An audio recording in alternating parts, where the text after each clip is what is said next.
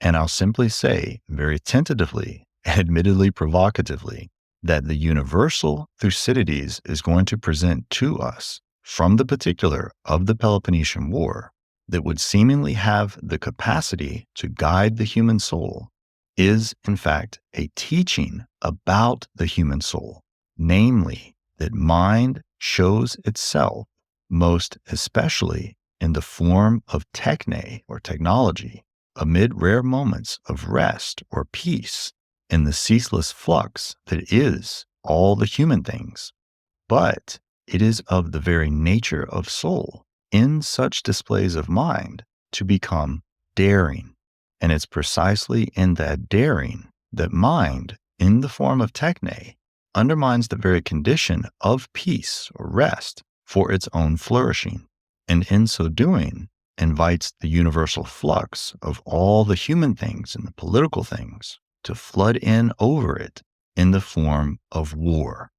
Now, keep in mind, that's a very condensed summary of an extremely subtle teaching from the entirety of Thucydides.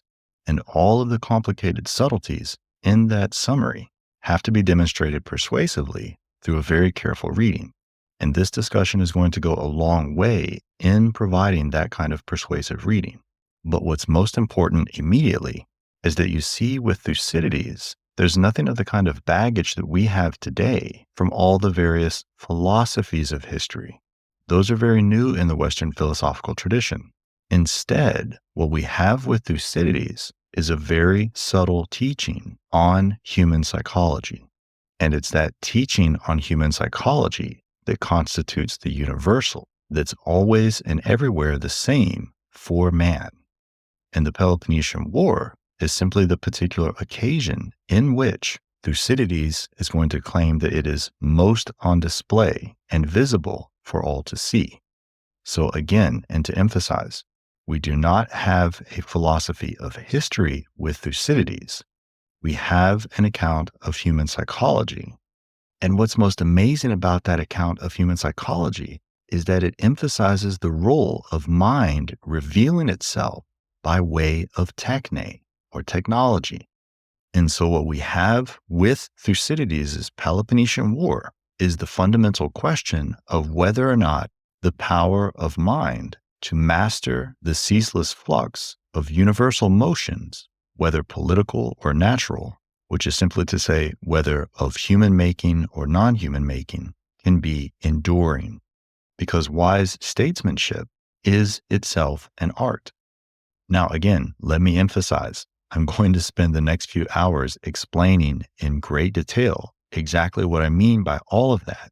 So just bear with me if it didn't make any sense or seemed absurd.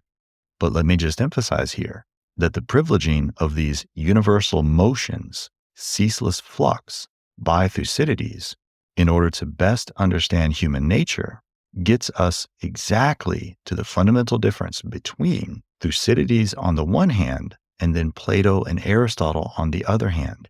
And I'll explain that too in the subsequent discussion here. So I really hope you stay with me on this, because I think you're going to find it really fascinating. And my hope is always that you find it fascinating enough to take a look at my Athens Corner website and consider becoming a subscriber, because I'm able to provide so much more content like this there that I'm able to provide in very long format form here on the various podcast outlets. And with that said, now let's begin this journey.